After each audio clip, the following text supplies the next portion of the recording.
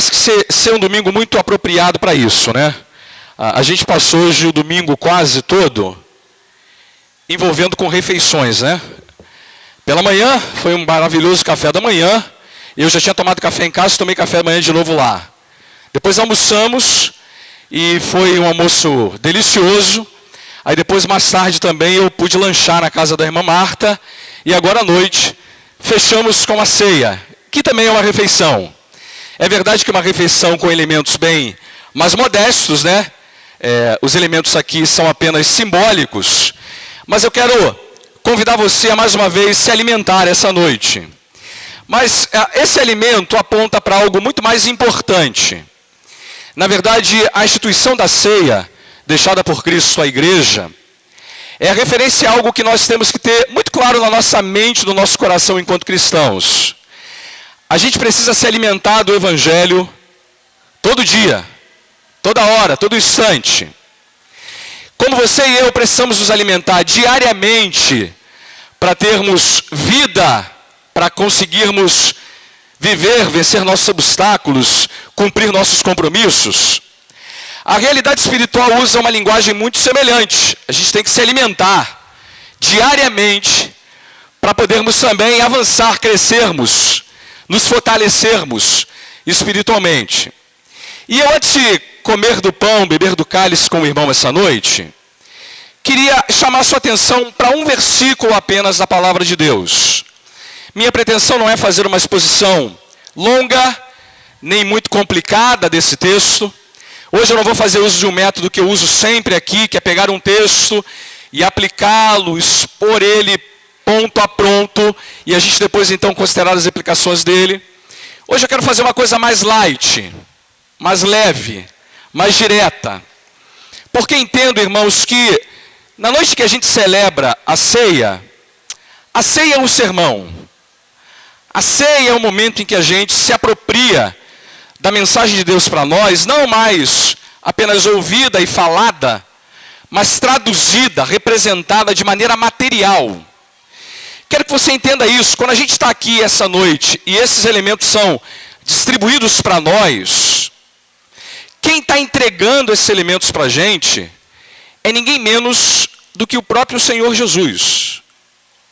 Estamos recebendo das mãos dele, na representação do pastor, dos diáconos, os elementos que ele nos dá. E nos alimentamos dele quando, ao usarmos esses elementos, alimentamos o nosso corpo essa noite. Então, acho que não há sermão mais claro do que esse. Mas eu quero gastar algum tempo chamando a sua atenção para uma afirmação que o apóstolo João faz acerca do que Jesus tinha em mente no seu coração na noite em que ele celebrou a última Páscoa com os seus discípulos. Abra aí no Evangelho de João, capítulo 13, verso 1. E eu quero apenas chamar a sua atenção para parte desse versículo. Antes então da gente comer do pão e bebermos do cálice juntos essa noite. Abra aí em João, capítulo 13, e veja o verso de número 1.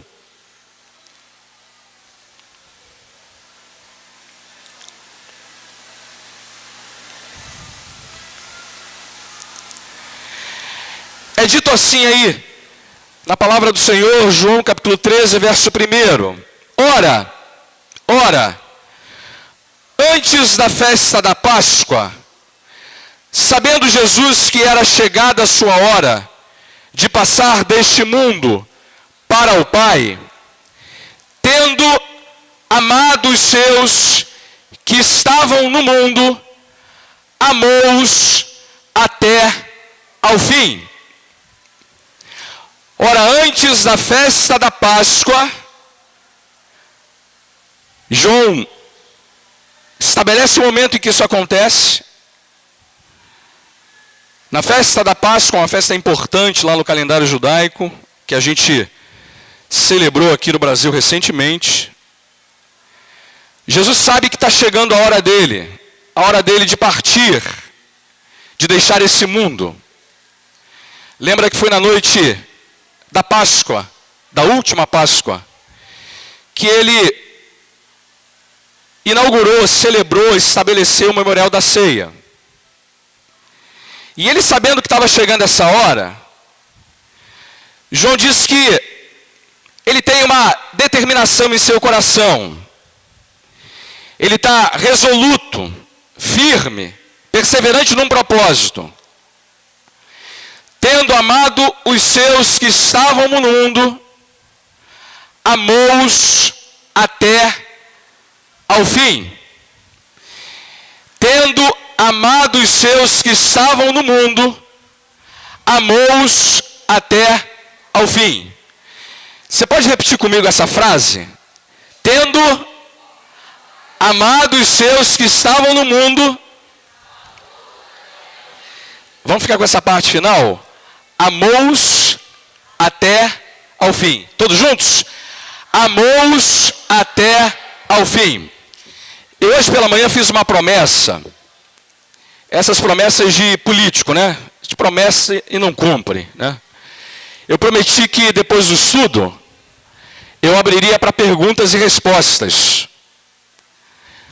Durante a exposição lá, depois eu abriria para as pessoas fazerem perguntas depois do estudo. E acabou que eu não fiz isso, né, irmão? Não deu tempo.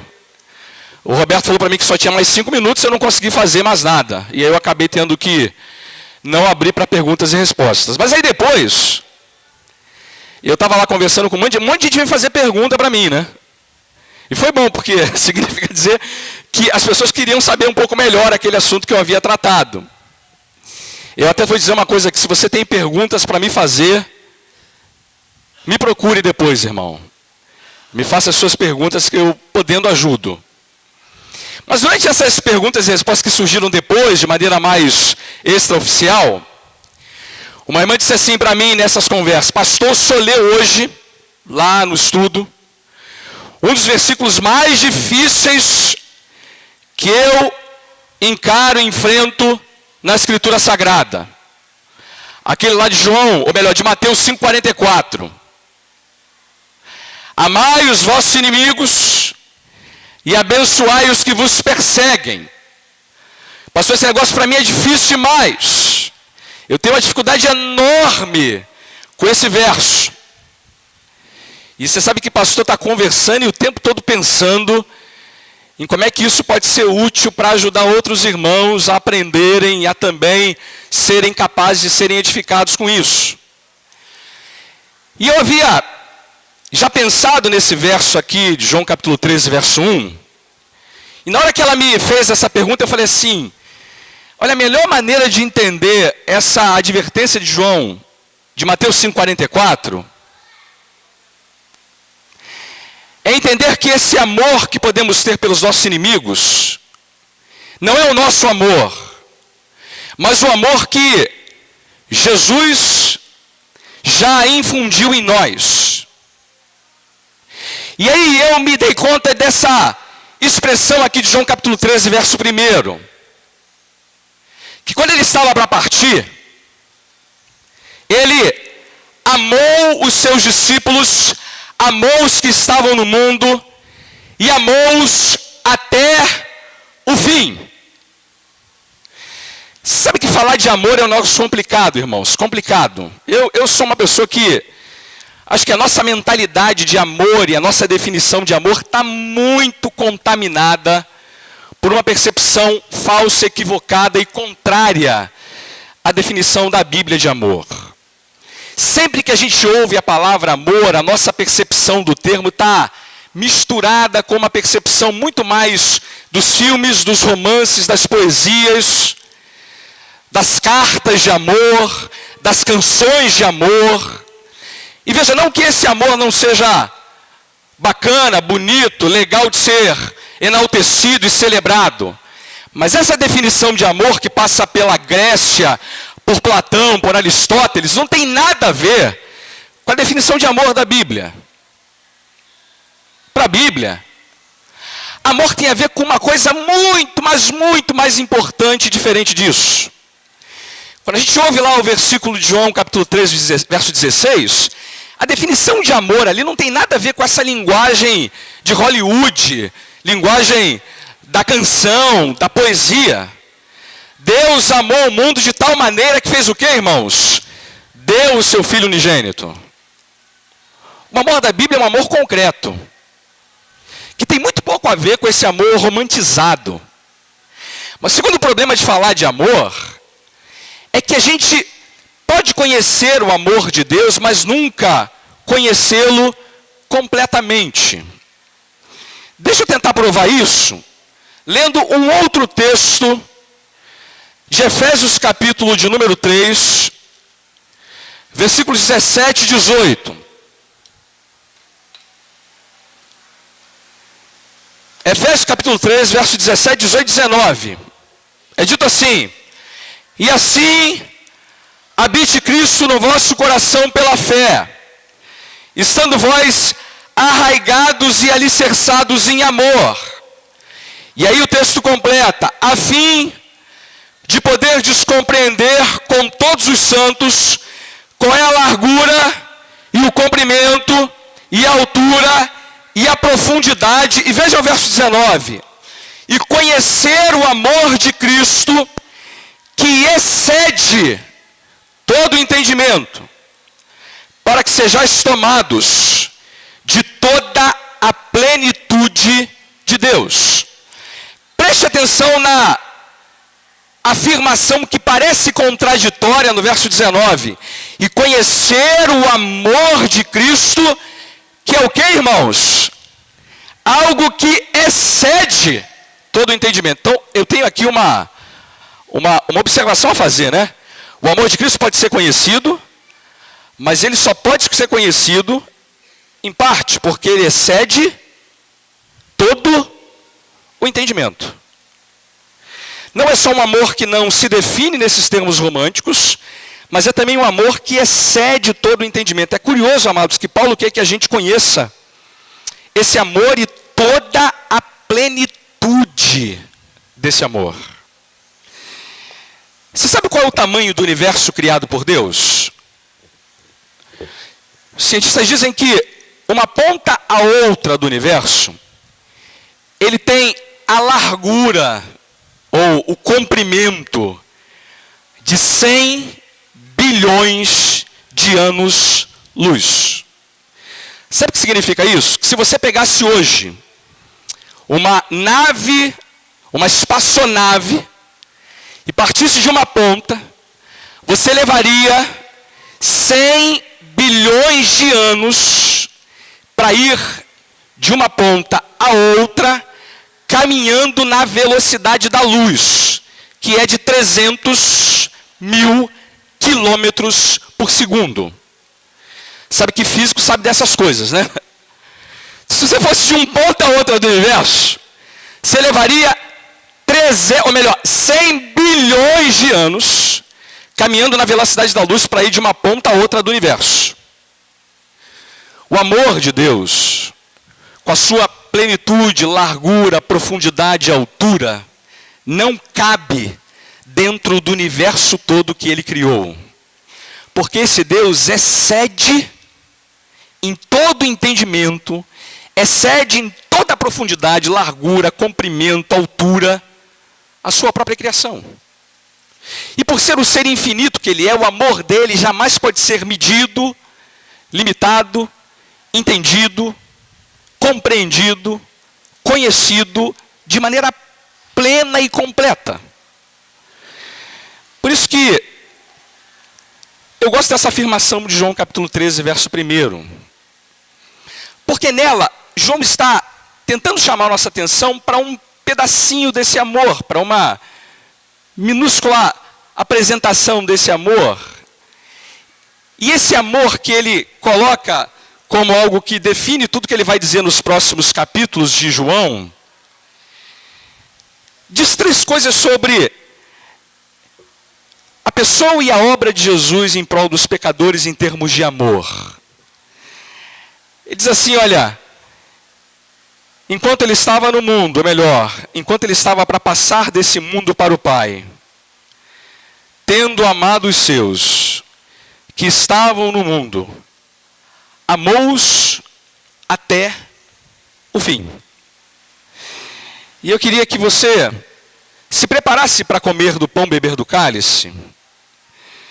Lembrando que essa frase que João usa para descrever o amor de Jesus pelos seus, que vai aparecer nesse ritual do lava-pés logo em seguida, vai aparecer na oração sacerdotal do capítulo 17, vai aparecer no Getsêmani no capítulo 18, mas que vai se manifestar de maneira ainda mais clara na cruz do Calvário.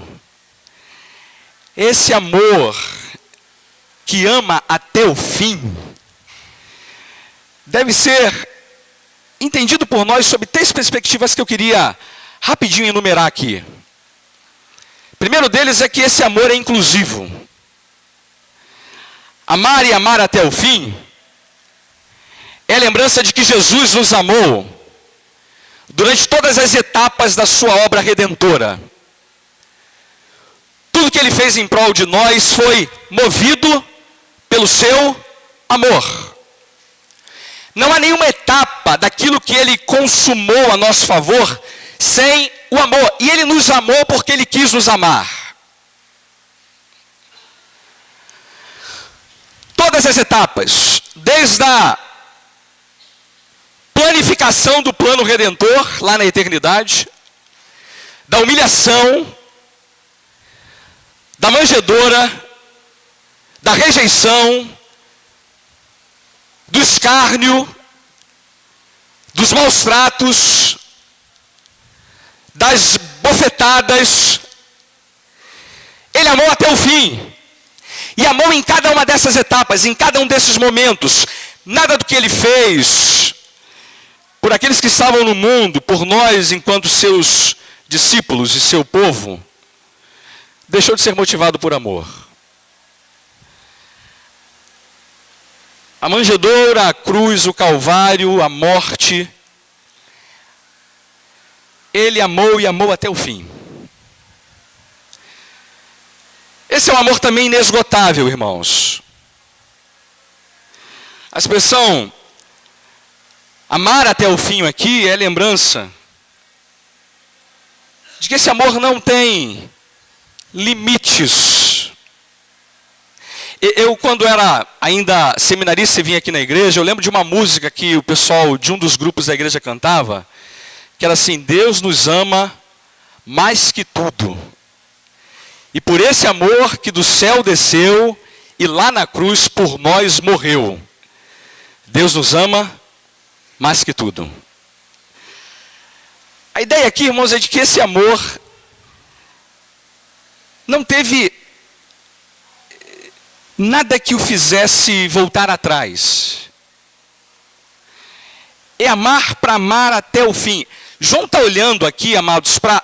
Veja que os verbos estão todos no passado. É interessante isso. Ele está olhando para a obra consumada e olhando para isso em perspectiva. Como se ele dissesse assim: já naquele momento em que ele estava para deixar o mundo, em que ele estava celebrando a Páscoa, havia nele o ímpeto sempre de amar os seus e amar até o fim. É um amor inclusivo, um amor inesgotável, mas obviamente, irmãos, é um amor sacrificial. Lembra disso? Tudo na fé cristã gira em torno do amor sacrificial do Senhor Jesus. Não há nada mais central para a nossa fé e para a nossa vida do que a compreensão de que Ele nos amou e nos amou até o fim. O símbolo da fé cristã não é a manjedoura, não é o sepulcro vazio, não é o pão, o peixe que Ele multiplicou, não são os milagres que Ele realizou.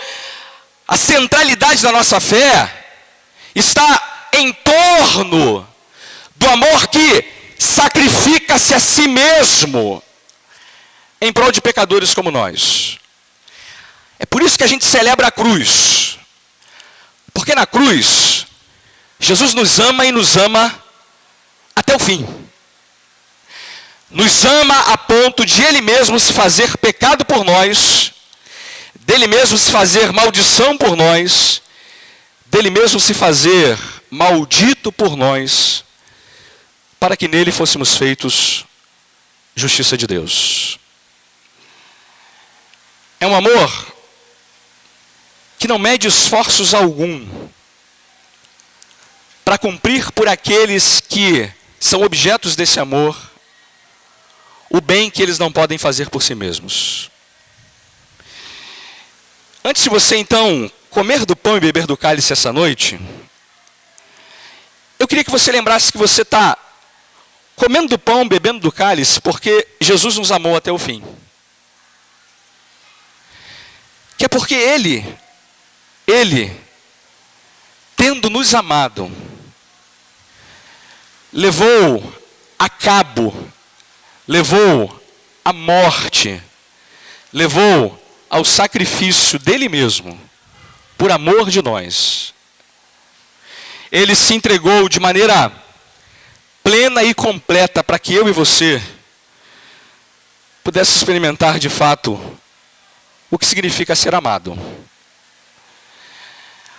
Tem 3 aplicações que eu queria fazer desse texto para a gente de maneira muito simples. Primeiro,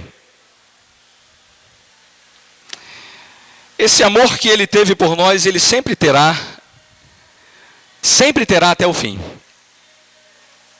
Amado, não aconteça, não importa o que esteja acontecendo com você nesse momento. O amor dele é sempre um amor até o fim. Segundo, se Deus nos amou de tal maneira, e eu volto àquilo que eu disse no início, nós podemos amar até mesmo os nossos maiores inimigos. Porque esse amor nos deixa sem nenhum motivo para não amar também. Terceiro, se ele nos amou assim, a ponto de não poupar o seu próprio filho, não há nada, absolutamente nada que devamos temer, duvidar, pestanejar na nossa relação com ele. Porque, como diz a Escritura, aquele que não poupou o seu próprio filho, antes por todos nós o entregou, não nos dará com ele graciosamente todas as coisas? Ele nos amou, amados, e nos amou até o fim. Quero convidar que você que compreende esse amor e já foi alcançado por ele, se alimente dele nessa noite. Eu quero convidar você a comer do pão, beber do cálice, como que se esses elementos apontassem para a gente essa certeza que carregamos na vida, de que Jesus nos amou, nos transformou e nos fez alvo desse amor incomparável, inesgotável, indescritível, incalculável, e que de fato a nossa vida fosse sempre renovada na compreensão de que é esse amor que nos garante tudo mais na vida. E se você ainda não conhece esse amor, ao olhar esse amor sendo servido de maneira plena e completa essa noite, Deus o chame a experimentá-lo em sua vida também. Portanto, eu quero pedir que você abra primeiro o seu cantor cristão no hino de